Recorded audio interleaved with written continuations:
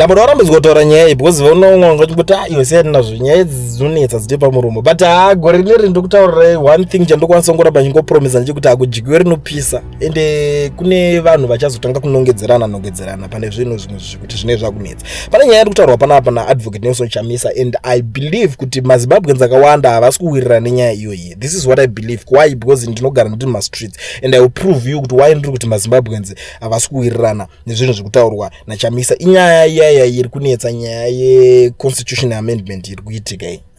Pari kupisa honestly because Chamisa ari kuti the heart of the crisis fight we must, but which fight? Fellow citizens, let's address the root problem once and for all. Zimbabwe needs and deserves a fair and credible chosen citizen government in an inclusive government from the citizen by the citizens and for the citizens. If someone steals your car and drives off and later you find them in a garage changing the wheels, is your battle truly about the wheels or about reclaiming your car and taking back what was yours all along? Ndo statement kutaura naChamisa kuti aiwa zvakangofanira kuti ukabirwa mota yako ukazoona munhu amugaraji achowasvikira vachibvisa mavhiri vachinja mavhiri. Nyaya iripo ndekuti unorwisana nawo kuti chinjai mukuchinjirei mavhiri here kana kuti unonga kurwisana nawo kuti ndipei mota yangu yemandibira. Ndo nyaya iri kutaurwa statement kutaura naChamisa panapa. But mubvunzo uri kuzonetsa panapa ndekuti so okay Mr. Chamisa, this is good. Everything that you are saying is good. Cause munhu wese ane the way yaanofunga, ane the way yaanotura zvinhu achingoningirira. How are you going to reclaim your car? How are you going to reclaim your stolen car? First of all, mapurisa acho are captured already and you know that. Kuti hapana chaanokwanisa kukubatsira nacho. So how are you going to reclaim your car? This is the first thing. This is the number one question. How are you going to reclaim your car? Muchazoitora sei? And masvika iri kuchinjwa mavhiri, that's true. But muchaitora sei? Is there any way? Is there anything that you can do? Because pane zvimwe zvinhu zvokuti okay, izvo tokona kutosimbisana kuti aiwa isusu hatina basa nekuchinjwa kurutika mavhiri apa, tine basa nekuti toda nhikakini yacho because takabirirana tikazodididi. Number one, hapana uno challenge kwa zveconcord whatever zvezve, hapana any challenge. Why? Because makati hakuna malaba akatigarira. Malaba is there for us, is waiting for us kuti angosvika chiti punch one. We know that. Vanhu vakatanga kufambisa narratives akasiyana. Sadak what ende makanyora tsamba kuSadak. I still remember that later muchitonyora tsamba kuneve Sadak and hapana kana anything chavaikwanisa kubatsira nacho because Sadak aitombokwanisa kuorder fresh election mune any country. Azviite Sadak yakatosiyana nezvatinotoifungira nezvaitori iyo yacho. There are 2-3 different things about it. Saka ndopa akunonetsa ipapa. Ndopa question yes. How are you going to reclaim your stolen vehicle? This is the question. Zvimwe zvese zvatiri kutaurira nezvi ndikuona hangu dzitori nyambo dzekuti tinogona kuswera tikifambisa times. Anope vita zvinhu zvainoda. Ipapa pachitopedza vanongotowedzera kutoita zvimwe futi kutongoti tazongoona kuti 7 years dzishoma. Takutongokanzwa election. Hatichadi chinonzi election munyika yedu. Votoya futi hande court tinotopedzerana hande ngatiendei tinoamenda. Let's do my amendments. Votoita izvozvo. Zvichasolveka sei? Ndo mamwe issues aripo. Nyaya iyi yandinoona yekuZimbabwe inotodangana action. If there is anything chauti ndotokwanisa kuitika because time yacho irikutofamba izvezvo tatoswedera tatokutuze na 2028. Ngatiti chiri kurongwa chichafaila ichi. Takutuze na 2028.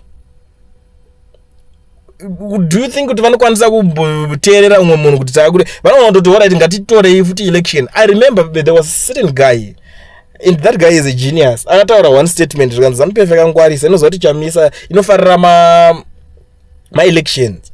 Pavakatona Chamisa atobudikira vakafara zvisingaite because vanozoti iye walk over. Vanongozoti akawina 20 million votes, akawina 10 million votes, vanoti it's okay, isusu edu 20 million.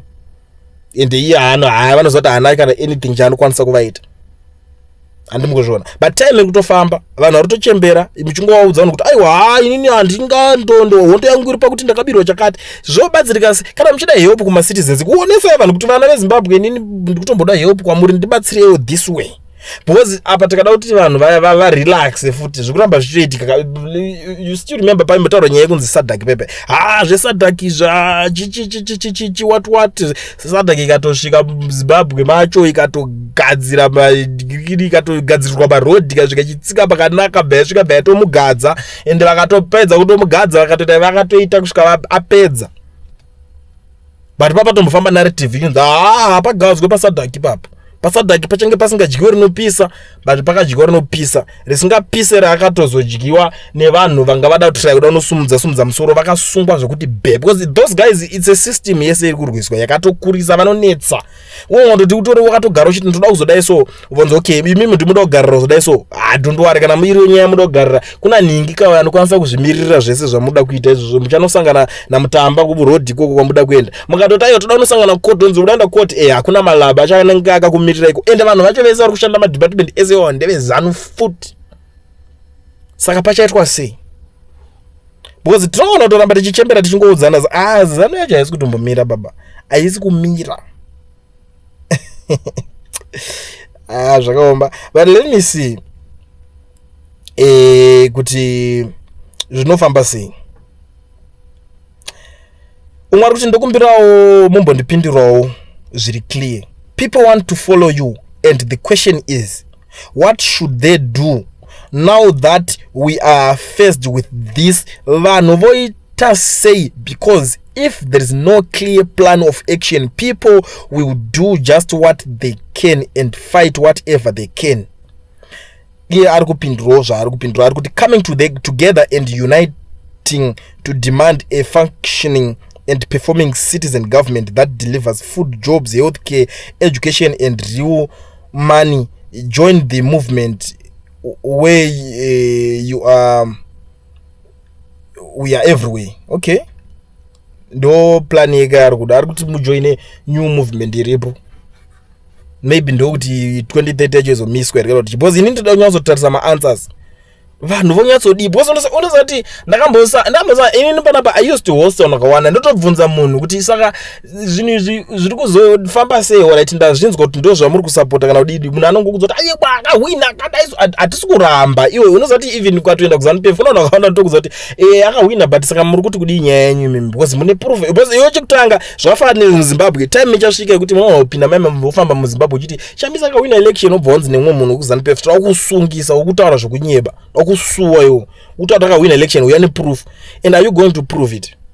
Hapana. Saka kuona kuti nyaya yacho yakakuti yaifana kunge yakataurika simbi norwa ichapisa imbwa inojirwa pashinyino ipa payajikira ipa ndopanorwerwa patonzi pari kuti ngino chakati muri kuti makabiro zvakadai mobva matofambira nyaya dzacho passport zvimwe zvese zvinozouya ndo zvinonzi zviuya zviri mberi honestly speaking. But anyway tinongoramba tingori panigirigini papa meno kana kuti because iye ari kuti come let's reason together. aidadiziva vanoZANU-PF kwama musoro baba haindowaziza iwe vanoZANU-PF chero katona muyouth chache kana chairman wedistrict anotokudza rafu kuti mukunzati kuti asei uda kuti bvutira chingwa chavana vedu because kwavari chingwa chavana vavo. Saka zvekuti tongovaudza nemashoko avavhunduke mathreats emuromo azviite vanhu vaya kutoti wechicomrade chaiwo ukatosangana naye kana mustreet make uchiopoza munangagwa anokutsemura zvibhakera chaizvo wozotaura ako zvekuti ungotaura ako uripo kwauri kana I don't know guys, this is confusing honestly. Right, umwari utotaura kuti this is quite confusing and you will make many just assume the West. If people don't choose the constitutional fight, then what and which fight must they choose? Kusada kubatana nevamwe or you just want to be a loner in this fight because of past squabbles with your comrades? Inini hangu chandiri kutoziva muri Zimbabwe chandiri kwanza kungokuudza ika ndichongoti zviri zvepolitics vamwe vacho vakazviramwa kare ndo zvandiri kutoona. Zvimwe zvese zvitoona kuswera tichingoudzana nyaya dzekutendererana kana kuita seika because izvi iwe imagine kuti madhuku chayasumuka kati inini party yangu hatisi kubvuma zvisina nebasa rese tikutotomisa izvo takutorwa nepa inini I'm going to use my part kuti tinge tichitomisa the 2030 business. That's madhuku for you. saka chitaura kuti madhuku is a lawyer futi ka kutoti anototi achitopedza kudaro iye anotopinda nepati yake anotoenda akanomira nayo achitopinda nemukoti anoona kutoita something because iye ndo plan yaanayo musoro make anototi inini ndikaita zvakadai so ndo zvinokwanisa kundibatsira botikangoti vanhu come let's reason together pasina kuningirine kuti timiningine because pane iwo maplayers ese kuti ngatitarise kuti vangani vari against this whole thing mobatana moita chinhu one munokwanisa kugara pasi reason together but makati ningari one ndiye ngaaendera kuofisi kwake ndakambotaura umwe munhu so akanditi anzi unoona the best way ngavaende kuofisi kwachamisa ndakati anofanira kuenda kuofisi kwachamisa vanhu veZANU-PF do you think kuti munhu angagwana kubuda mustate house achinda tsvaga kuti ofisi yachamisa iri kupi achinoti anotaura nyaya dzechii ngatitaure ngashandisei brain dzedu zoshanda do you think kuti anosumuka achiti ndauya kuti nditaure newe chamisa anobvunza kuti nyaya yechii because ndikutotonga ini andimukuzviona but inini what I believe asiri kutonga ane kuchema ndiye ngaabata nomwe wake vaende vanodigarisa munhu pasi taiwa tatombopindawo panapa titaurirane let's reason together because vakadomirira kuti iye wacho kana kuti kutarisa kuti pane zvichamunetsa zvokuti achazoya achikumbira kuna uyu I don't think kuti zvichashanda zvidaro and even if you look at angles nemacorners acho ese Zimbabwe chaisina kana masanction because kudhara vanhu veninginoyamboti zvinhu zviri kuningina because masanction akutoenda akutoti machina huyai pindai because ndiane mvumo ingopinza anyone waada any type of investor and at the end of the day ivo vacho vachapedzera vakutozvita kuti vamainvestor pachavo because they are making money pachavo so inini to me handikwanise kutolerera munhu anondudza kuti anzi uyu ngaasumuke kuofisi kwake aende anogara anotaura agare pasi ngokuti munhu angagara osumuka kustate house oenda unogara imi kana ndimo muri vanhu anofunga imi dzimwe zvacho ngatiregedzei kuti tingotaura tichida kufadzana nenhema even munhu akatokubvunza maquestions learn to answer question iyozo wabvunzwa the way ichazvitori uchitomubvunzawo futi kuti saka mimi plan yenyu ndeipi ukangonzi ayo tozodai toudza nayo atiterere madimikira ngatingoudza nazvo zviri straight kana zviri kunetsa zvokuti mune muchityika kuti munozodedzwa kuti mataura izvozvo shandisai chibhende language yechibhende munoziva ndeye kuti chikuti vakomana ngatisiyane ine kuti pinda murodhi muchitoziva kuti maitotese matodzvanya signal hakuna nokudedza kuti because munenge chita kuti ndakataura zvakati ngatisiyane because masystems emunokaterere chibhende atoteerera zvawataura ngatisiyane kudai so that way zvinokwanisa kumeka sense ende ZANU-PF inongovhunduka munhu ukangoti ndoda kupinda murodhi ndangazwa kuti usadaro usapinde murodhi like apa ndakaona rimwe richinditi kulendi mai manjika waona zvaitika ananyoka yemabhunu vari mukati mudharageza afa saro akafa saka iwo please for now you must stop because otherwise you killed for nothing. Killed for what now? What have I done to you? Kandura vongo ndidyo nyama zvakatonaka zvakadaro takatoenda takatonza ningi kuna ningi akatongodaiso akachitaura chokwadi but it's not even necessary kuti munhu uya moshandisa CIO pa zvisingafanira kuzvishanda azvishande zvichidaroka tinge chiti tiri kuenda kupi senyika. But anyway, amen. Anenzeve dzekunzwanzwa inini apa pari kundivhiringidzwa imameno iyi mukuiona sei because pane dzimwe nyaya dzekuti dzinonetsaka ende kune dzimwe nyaya dzekuti mumwe munhu anongobudikira kuti auda kutokushauda but honestly speaking ini ndikutona chamisa ari toda kutobatsirwa atodawo help kutobatsirwa chako chako kuti mugarisa pasi umudza kuti iyo do you know kuti vanhu vakasacrifice zvinhu zvavo almost life yavo kuti vakwanise kunge vachikusavha kuti chinhu chikwanise kuenda kumberi chishamwari.